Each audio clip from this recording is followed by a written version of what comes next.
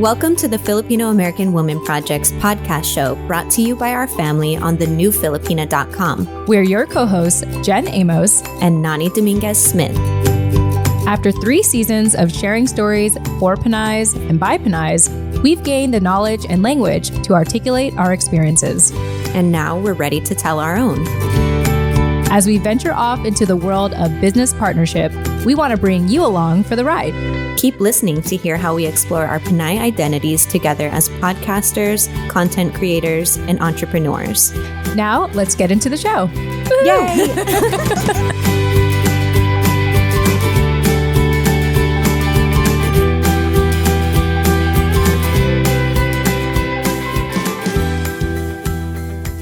All right, hey everyone. Happy Freaky Friday, by the way. It's October 13th. Filipino Friday. Yes, happy Freaky Filipino Friday. Say that's 5 times fast, someone. And it's Friday the 13th.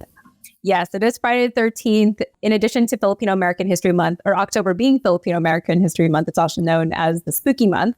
And historically, actually in the past, we brought on Sapphire Sandalo, if you remember that, Nani, and we had her come on in the past, speak and talk about like spooky stuff and Filipino folklore. And I believe last year, all 4 of us, including Stacey, we talked about Trece, because that was like a Philippines-inspired comic book that made it onto Netflix. So anyway, fast forward to today, and apologies if my audio is out. I feel like I'm going slow right now on camera. I'm not using my good laptop, but we are going to keep today really brief. We're going to keep it to 30 minutes and talk about what we discussed at the end of our session last Friday. So last Friday, we wanted to talk about like having a meditative practice before diving into, our Filipino American history, because for Fawns this year, the theme is very heavy. It's very heavy. And I think that one thing that I realize we never do, Nani, is we don't mentally prepare ourselves to embrace this stuff. It is very emotionally charging. And is that a word, charging? It's emotionally charging. Yes. and triggering. And thank you. Charge. Emotionally charged and triggering. And I love how Stacey suggested that we should do some kind of meditative practice before getting into this. So I'm really going to give this to Stacey to run with for the next 30 minutes. But before I do, Nani, any nice things you want to say to her that you can say to me? Because I know she's uncomfortable hearing it. Go ahead. Yeah. She's uncomfortable, but she's also, I think, like being forced to get comfortable with us, making her uncomfortable. So I think we'll just continue with the theme that we have going here. But yeah, I think I just want to reiterate what I said in part 1 of our recording that we did in the episode before this, which is, if you have been lucky enough to be a student of Stacey's or just share space with her in community, in sisterhood, in friendship, in family, wherever you might find her, you should consider yourself just very blessed, because she really brings a holistic approach to... Are you uncomfortable yet? She's like... She brings such a holistic approach to this really heavy topic of Filipino American history. And as we were discussing a little bit before we hopped on live today, there's just so many layers, and it's such a convoluted topic, and there's such convoluted subtopics that are again layered into history in general, but especially colonialism and Filipino American history more specifically. And, I haven't really seen anybody else in this podcasting space, at least, say like, hey, before we get into this, or even during our conversations or afterwards, like, let's take a moment to center our well-being, to ground ourselves, and to remember like why we're having these conversations. So yeah, I think Stacey mentioned that she starts all of her classes that way, which is why I say if you've been lucky enough to be a student of hers, then just know that's a really unique approach that she brings to these teachings. Yes. So Nani, I think Stacey's amazing. And yeah, how long should we keep going? Let's keep talking around her while she's here. And without further ado, hi Stacey, you happen to be here. Oh, hey there. Hi. So the floor is yours. Hi, everyone. Thanks for having me. I'm so grateful to be in community with folks always, even though I have trained for 9 years in graduate school to learn about our people's histories. I'm still learning as I go because the Fil-Am experience is always changing because different things are happening to our community and the diaspora all the time. So if you always feel as if you're in flux, you're worried about how you identify, you're worried about knowing enough, just know that's always going to be an ongoing struggle because people change, our community changes. And so we just need to learn how to adapt, but always adapt with the purpose of community. So I hope that resonates with folks. And yes, I do not like praise. So thank you, Jen and Nani, for doing that today. I think I needed it because I'm also going for review. I'm drafting ethnic studies curriculum for community college folks. If anyone is interested in that, a lot of community colleges are trying, especially in California, are trying to get ethnic studies off the ground, especially now that if you go to a CSU, you have to take an ethnic studies course in order to graduate. So again, if you can't afford all the classes at a CSU, just know you can go to a community college to have that same quality of education. Okay. So again, in community with folks via education, your education is only good if you feel liberated because of it. I want folks to also know that. Ooh, that should be the title of this episode. I feel like that should be like on your business card. Side note for Dennis. Yeah, that's your new tagline right there. Education. What did you say? Say it again. Don't forget. Oh no, education is only good if you feel liberated because of it. So a liberatory education is the only one you really should seek. It should empower you to want more for yourself and to want more for others, which I know is super corny. I'm corny with everything else I do except for myself. Yes. But in terms of like mindfulness, why it's good to practice, I didn't learn about it until I got into graduate school, but in the moment of the pandemic. I knew about it, but I didn't practice it. And when we were all at home and we still were forced to teach, as TAs, as adjuncts, as professors, when we had to teach and we saw that our students, it was just difficult for even the instructors to go to online campus. Yeah. That's when I thought, I go to all of these DEI trainings. They do remind us about mindfulness.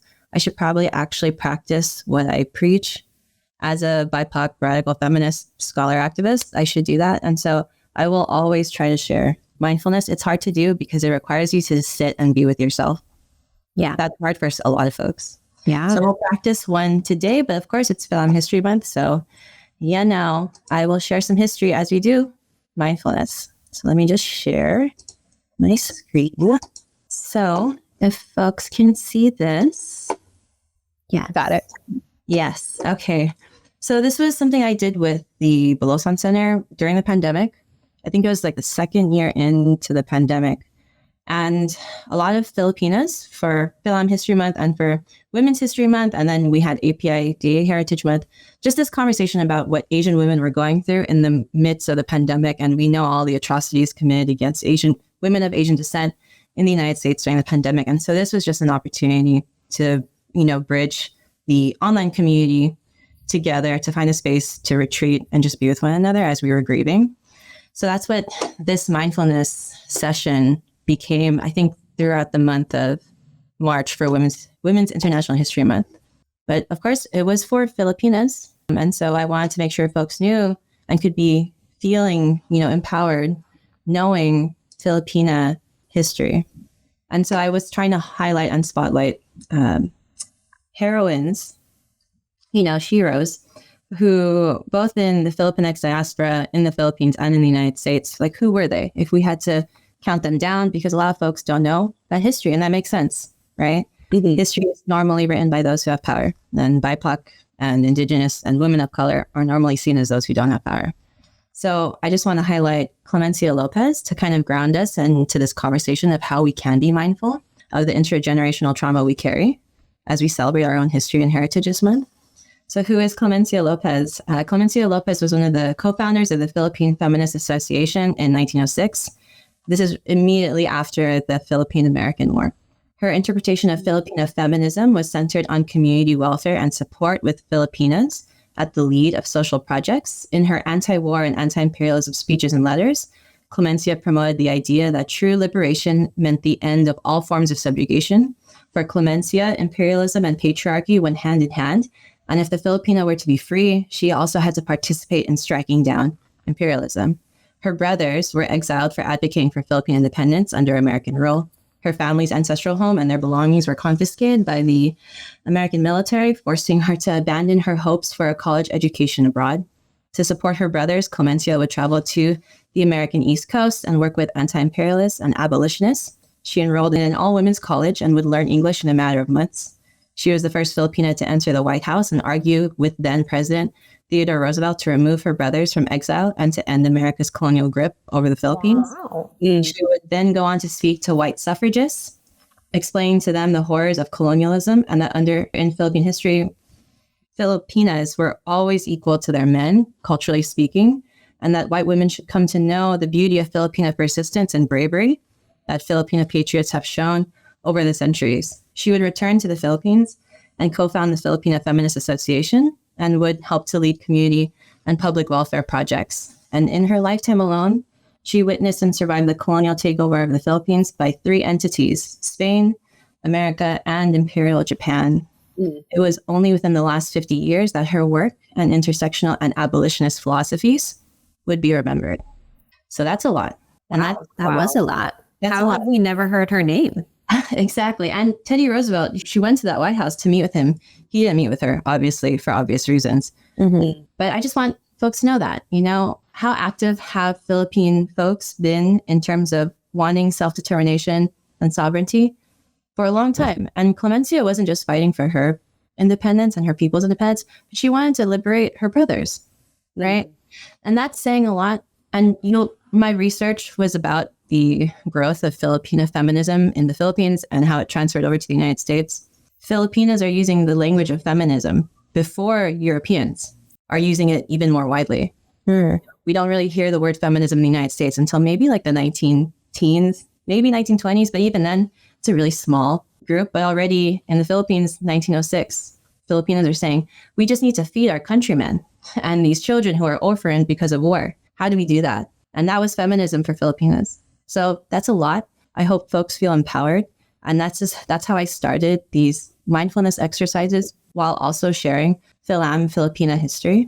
Because you're probably all, as you heard that, going through a lot of emotions. Like, why don't we know that? And I would give folks who attended these sessions a prompt. So what would you ask Clemencia López if you had the opportunity? Feel free to use this time, keep listening to my voice, to reflect on this question. And what are other aspects of Clemencia's story that you wish you knew, right? And just, you can word vomit it out in your journal, on a Google document, whatever you think is great, or even just keep a mental note. Just taking time to write and to think and reflect, that's also an aspect of mindfulness, because when you hear this information for the first time, your emotions all over the place, and that's okay. But can you write to it just to acknowledge it, right? Instead of just going in one ear and out the other. Thank you for opening up with that, Stacey and Dr. Stacey.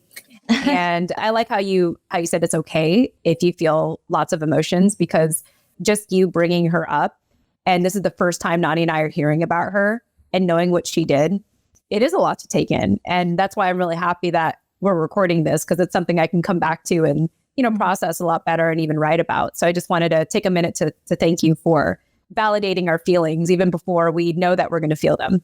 Mm-hmm. No worries. And, I always, as a historian and a community historian, I always think it's wonderful when we actually can hear and read the words of our ancestors to just know what they were feeling in that moment. And I just wanted to read off what she was saying to the New England Women's Suffragette Association. This is on May 29th, 1902. And the wonderful Clemencia said, I believe that we are both striving for much the same object. You for the right to take part in national life. We for the right to have a national life to take part in. Mentally, socially, and in almost all the relations of life, our women are regarded as the equals of our men. This equality of women in the Philippines is not a new thing. It was not introduced from Europe. In the name of the Philippine women, I pray the Massachusetts Women's Suffrage Association do what it can to remedy all this misery and misfortune in my unhappy country. You can do much to bring about the cessation of these horrors and cruelties, which are today taking place in the Philippines, and to insist upon a more human course. You ought to understand that we are only contending for the liberty of our country, just as you once fought for the same liberty for yours. Yeah. Yep. That's a lot. She's saying so much with the time that she has. Again, people are supporting her speeches and her ability to go to this all women's college so that she can know the language of the colonizer, but also try to empathize with them through a shared language and dialect. Because white women at this time also did not have the right to vote. They will not have it until 1920 when it becomes ratified. And she's arguing, regardless of your race or mine, I want you to know that as women, we suffer together. Help us gain independence in the Philippines so that women like me can continue this mission. She's saying so much, right? And this is very progressive for the time that she's speaking in. Imagine a brown immigrant woman going to this council of white older women who have never seen a Filipina in their life. And a lot of the comments in the newspapers, they portrayed Clemencia as, a small, brown, delicate thing who is wearing her traditional costume of dress. And so you can already kind of hear how I'm describing it verbatim. It sounds discriminatory already. So she's going up to these committees of folks on a regular basis, asking them to support Philippine independence. So that's a lot for her. So, just again, think of the emotions she's going through as she's speaking a third language for herself in order to communicate that freedom is freedom wherever you are, and that the Philippines is more than deserving of it. Yeah, gosh, I'm just taking that in. And, to just think that she is described the way that you're saying, and she has to stand up in front of these people and look beyond that. She needs to look beyond everyone's perception of her and try to relate to them, to speak like, hey, we're on the same page here. I think we all want the same things. It's like there's so many layers to that for her to get to that place and speak with poise and, in a calm manner that, if she did talk in a calm, I think I would assume she did, but just to know that there's so much to that. And I think in a way, a lot of us can relate in a sense where, especially if you feel like you're kind of the only in the room and you still have to show up anyway, you still need to speak at the level that everyone else can relate to. There's a lot of mental gymnastics for that, And so that's how I'm relating to her as I think about, as you talk about her.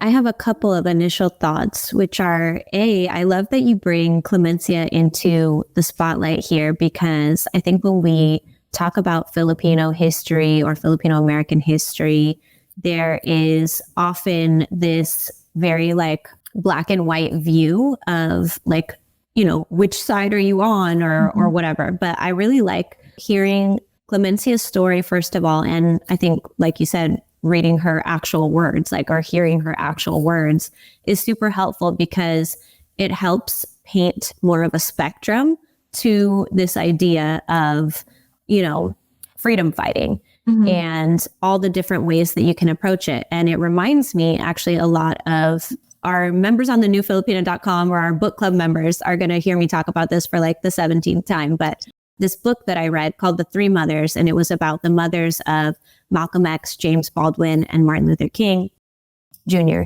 And this story of Clemencia López really reminds me a lot of how those three men represented such different approaches to the same freedom fight for Black freedom. And so I really like to paint that same kind of, again, spectrum with Filipino American history, and more specifically shown through Filipino American women, not just the men, because the historical figures in Filipino history are skim and limited to begin with, but to find women, I think a lot of what the emotions that come up for me are the same reason why, with your book, Pinay guerrilleras. I have to practice saying that word. I have read it now 3 times, and I already need to read it a 4th time because it's just so much to take in. And you're like, oh, wow, I don't know what to do with all of this that's arising in me right now. So that's why I read it again and again and again. And I write blogs on it, and I write journal entries about it. And I talk to you about it, and I buy more books that can help me, Yay Panlilio's autobiography, The Crucible. I have yet to start that, but it's on my desk right here. So it's kind of this rabbit hole that you dive into. And I like that figure by figure, you help us really take it slow by personifying them and getting to know them and reading or listening to what they actually said, the words that actually came out of their mouth and the approach that they took. And the thought process that was behind it and these barriers that they had to break through, like Jen said, to even get to the places where they went to, present these cases and try to get people to care. The second thing that this reminded me of is that I was actually talking to our editor, Dennis, who is in the Philippines. On the Tifa Project and on the newfilipino.com, we often share the little tidbits that he, after he edits our episodes, sometimes he'll have lingering thoughts or just, wants to throw his 2 cents in as well. And I always ask him if it's okay if we can, share it on the show. And so after he edited our part 1, which is the episode before this, he actually sent me a message and gave me the green light to share it. So I just want to read it really quickly. Yeah. Before I forget, because I meant to open with that. Dennis, maybe you can cut this part and put it in the beginning.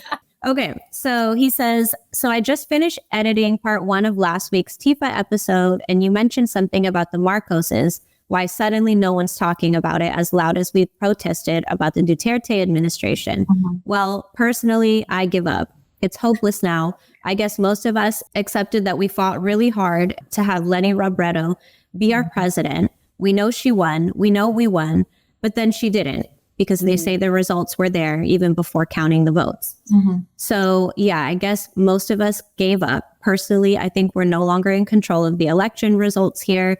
So I decided to just work as hard as I could and leave as much wealth that I can for my son so he can have the option to leave this country anytime he wants and have a better life somewhere else. Our political system is so effed up that we can't even tell who's going to be the next president. It'll be Sara Duterte, the daughter of our former president and now vice president, aka the daughter of Satan. She's trending right now here in the Philippines because she just spent over 125 million pesos of confidential funds in just 11 days. So I won't say this is kind of personal, but in all the years of my life, we have only had one decent president. How do you say Benigno Aquino? The rest were all corrupt and evil. So yeah, there's that. I guess most of us have just had enough and just focus our lives on getting richer and getting ready for what's to come. And I guess Stacey is also right. Some are just being careful. So what reminded me of Dennis's message when you were talking, Stacey, is how like the narrative, I guess, that keeps appearing even through these different approaches. You have Clemencia López, who is more like, poised about how she brings this up. You have Gabriela Silong, who's like the radical revolutionary. You have, like all these different approaches, but the narrative is the same. And when she said in that blurb that you just read about, fix my unhappy country or something, it's like this lady was saying these words before my grandma was even born.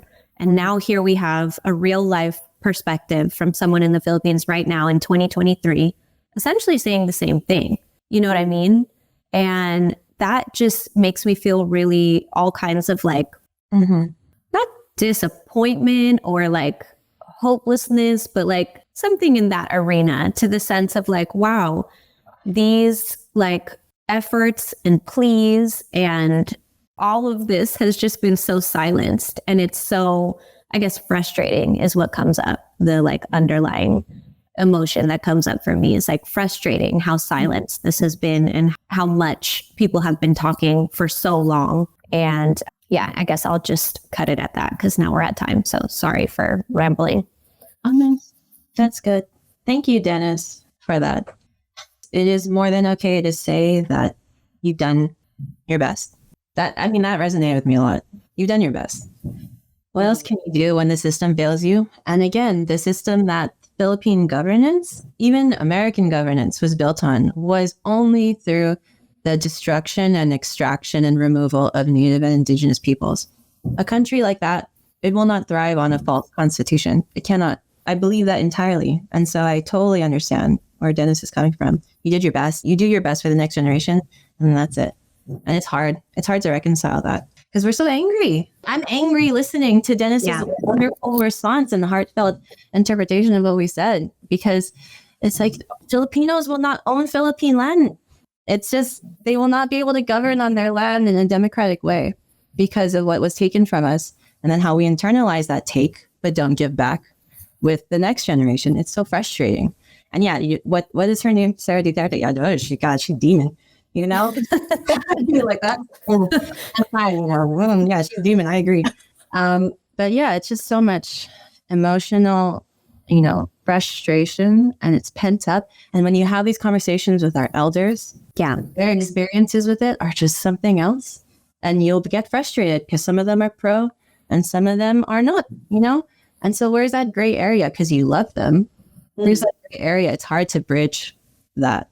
Yeah. So it's traumatic in a sense. We carry these burdens from one generation to the next. It's traumatic that we feel that we have to break off connections from one generation to the next because it's very politicized, but cultural feelings. So shout out to Dennis, because my God, that got me in the feels. Jesus. Yeah. Mm-hmm. Yeah. Thank you, Dennis, for letting me share that. And yeah, I beg him every time we have these conversations to come on the show and have a real-time conversation. But, in the meantime, I like that we can at least do it this way, by exchanging messages and talking about it on the show and including his perspective that way. I think it's a really special thing that we can include on this podcast is Dennis's perspective. Yeah. So anyway, thank you, Dennis. Thank you. We love you. Did you want me to do the mindfulness exercise? Yeah, we should probably get to that. Let's wrap up with that. Stacey, on your time, of course, because we're on your schedule. So you let us know how you want to wrap this up. No, it sounds good. I'll choose the most corny mindfulness exercise I have with my scissor student. So mindfulness is totally up to folks who are listening or watching. You can close your eyes if you want, or you can be in I personally have eyesight issues and I get migraines easily. So I like calm yellow light ambiance, which is why if you're watching, this room is hella dark, So again, you can just keep your eyes open or you can close them, totally up to you. If you're sitting, that's wonderful. If you're standing, that's also wonderful. Just take this time to breathe. So I'll do the ASMR count off like I normally do. And we'll just do one cycle of it. And we'll do another cycle at the end of this entire mindfulness exercise. But you're going to inhale through your nose for 3 seconds. I will count you off ASMR style, I promise. You're going to hold your breath for 3 seconds. And then you're going to exhale through your mouth for 3 seconds as if you're blowing out your birthday candles. All right. And I will count everyone off. So, all right. So we're going to be all up in our feels, which I hate to do because I'm super tiger mom. That's not good. But we're already there. We're already in the fields. For the sake of it, let's swim through our emotions together because it's a lot. Okay. So go ahead and if you want to, close your eyes. You're going to inhale for 3 seconds. 1, 2, 3. You're going to hold your breath for 3 seconds. 1, 2, 3. Now go ahead and exhale for 3 seconds. 1, 2, 3.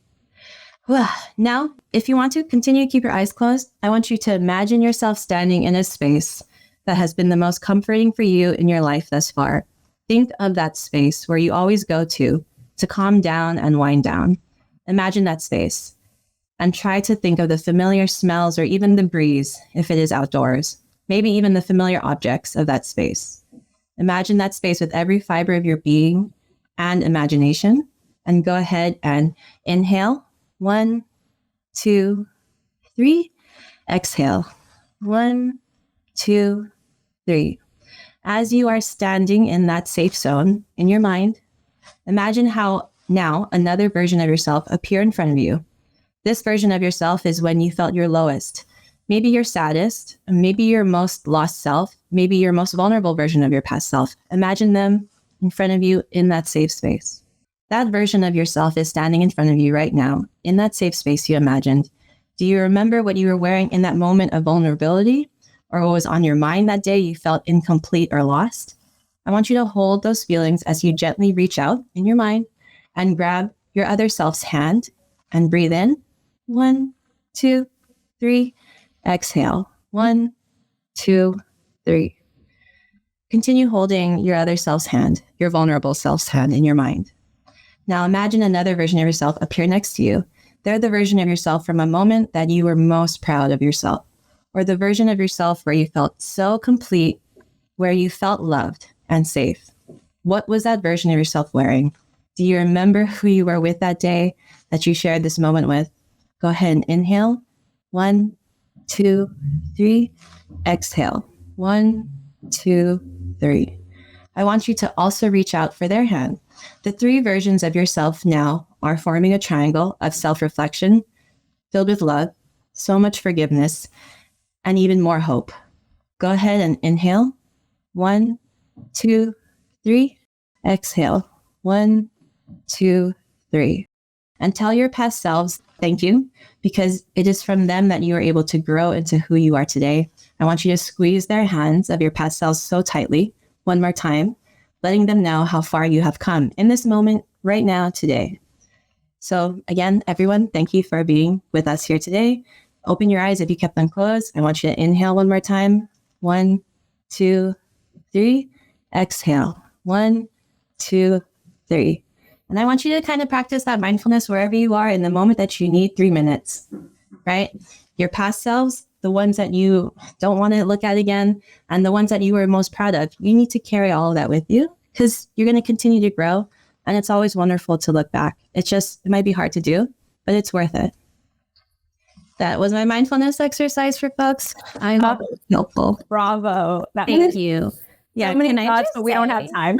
I can say really quickly before we go that it was so nice to do that like together, because I think mindfulness is something that people like to practice like in private, in general, and it's not something that is really common in Filipino culture, period. No. So I just love that we're able to do that together and that we're able to share it with you, the listeners. Yes. And yeah, thank you for that, Stacey. Of course. My course, Stacey. My corny self, whenever you need her, she's there sometimes. But no, I love that. I was so into it. Yes. Well, thank you, Stacey, again so much for your time, and good luck in the next hour of what you have taking place. We'll be thinking of you next time we meditate and do our breathing exercises. Yes. And wow, what a great part 2 of Filipino American History Month spent together. Thank you for this. I love and appreciate you both. And to our listeners, we hope that you enjoy this and take these meditative practices with you as well. And with that, happy Filipino American History Month, everyone. We'll talk to you later. Bye. Thank you for listening to the Filipino American Woman Project podcast show. Ready to tell your story? DM us on Instagram at the Filipino American Woman to join us for our free 5-day reflection series. Check out the show notes of this episode to subscribe to our free weekly newsletter for the latest show updates and episode releases. Lastly, if you're ready to dive into community, download our app and join us at thenewfilipina.com. That's all for now. Chat with you next time.